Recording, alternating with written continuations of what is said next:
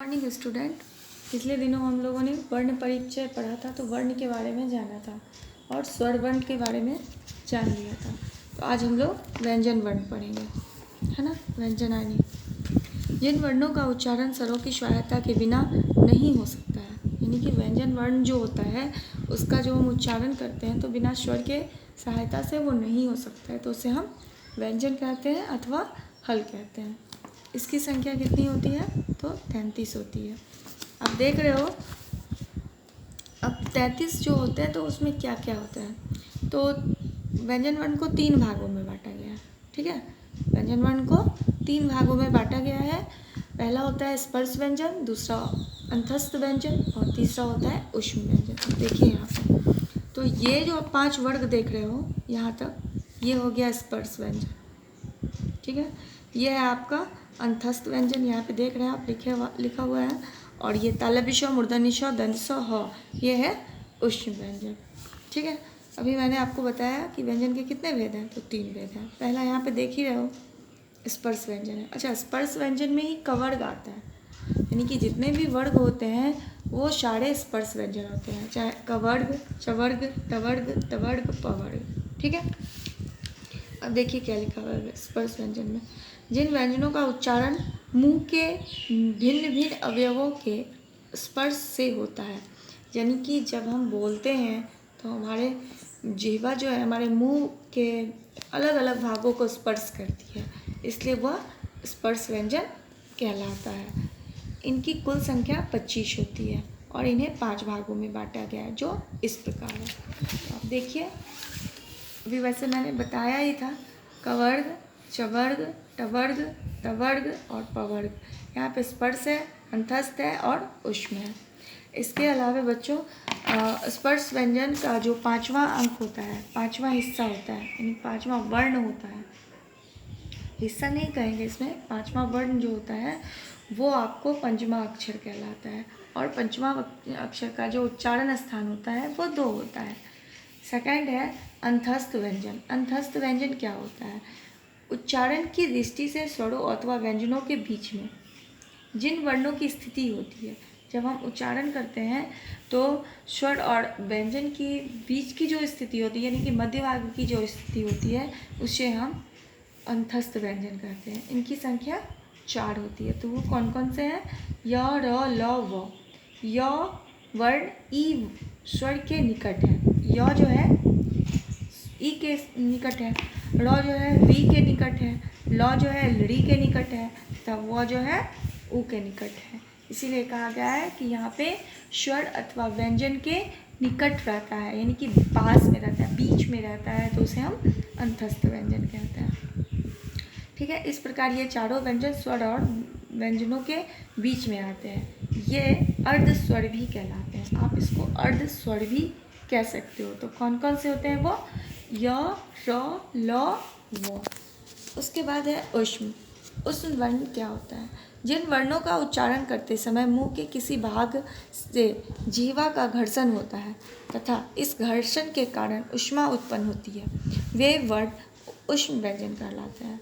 जब हम उच्चारण करते हैं तो हमारे मुंह से जो घर्षण उत्पन्न होती है उससे बोलते हैं तो घर्षण उत्पन्न होती है, जो और जिस उस समय जो उच्चारण हम लोग जो भी वर्ण कर रहे होते हैं, देखोगे आप वैसे भी यदि एक शब्द में समझा जाए तो उच्चारण करते समय हमारे मुंह से ऊष्मा निकलता है, ठीक है। जैसे तालव्य श बोलोगे और मुंह के आगे रखना तो वहाँ पे गर्माहट सी महसूस होगी, तो हो जाएगा तालव्य श, मूर्धन्य ष, दंत स, ह, ठीक है। आयोगवाह आता है। स्वर और व्यंजन के अतिरिक्त 2 ऐसी ध्वनि है जिनका उच्चारण स्वर के बाद किया जाता है। स्वर और व्यंजन के अलावा भी 2 है जो कि हम लोग इसका उच्चारण कब करते हैं, तो स्वरों के बाद करते हैं, जो होता है अंग और अ, यानी कि अनुस्वार और विसर्ग। इसे ही आयोगवाह कहते हैं, अनुस्वार और विसर्ग।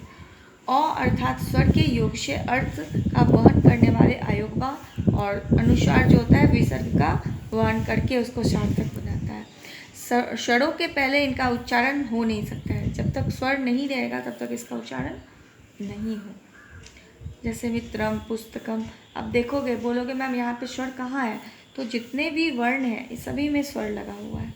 देखिए यहाँ पे इन सभी शब्दों में अनुस्वार का उच्चारण अ यानी स्वर के बाद ही हो रहा है। बालह में विसर्ग का जो उच्चारण अ ई उ स्वर के बाद ही हो रहा है। इसके अतिरिक्त वर्णों के दो भेद माने गए। इसके अलावा जो है वर्णों के दो भेद माने गए हैं, अनुनासिक और अनुनुनासिक। अनुनुनासिक को हम निर्नुनासिक भी कहते हैं। अब ये अनुनुनासिक क्या है तो देखिए, जिन वर्ण का उच्चारण करने के लिए मुंह और नासिका दोनों का उपयोग किया जाता है, जब हम मुंह और नाक दोनों का उपयोग करते हैं तो उसे हम अनुनासिक वर्ण कहते हैं। क्या कहते हैं? अनुनासिक वर्ण कहते हैं। ठीक है। अनुनासिक का अर्थ है नाक के पीछे से आने वाली ध्वनि। नाक के अंत से जो ध्वनि आती है नाक के पीछे से, उसको हम लोग अनुनुनासिक कहते हैं। ठीक है। जैसे कि अंग, अह, न, म, ये सब नाक से हम लोग बोलते हैं। इसका जो चिन्ह होता है वो चंद्रबिंदु होता है, जिसे किसी वर्ण के ऊपर लगाया जाता है। अनुनासिक का जो चिन्ह होता है वो चंद्रबिंदु के रूप में लगाते हैं। जैसे यहाँ पे देखिए लिखा हुआ है, स्पर्श व्यंजन 5 वर्गों के पंचमा अक्षर है। मैंने अभी बताया कि स्पर्श व्यंजन जो भी होते हैं या अनुनुनासिक जिसे भी हम बोलेंगे, जिस वर्ण को बोलेंगे, तो उसके पीछे जो है क्या लगा रहता है, तो वर्ण का यानी कि स्पर्श व्यंजन का जो पंचमा अक्षर होता है, पंचमा अक्षर, तो वो आपको अनुनुनासिक है, जिनका उच्चारण स्वर तथा नासिका की सहायता से किया जाता है। ठीक है। अब अनुनासिक, अनुनुनासिक, ये था बच्चों अनुनासिक और यह अनुनुनासिक, जिसको हम लोग निर्नुनासिक भी कहते हैं। जिन वर्णों के उच्चारण में नासिका की सहायता ना ली जाए, नाक की सहायता ना ली जाए, केवल मुंह और उनके अवयवों की सहायता से ही बोले जाए, वो अनुनुनासिक वर्ण भी कहलाते हैं और इसका दूसरा नाम निर्नुनासिक वर्ण भी है।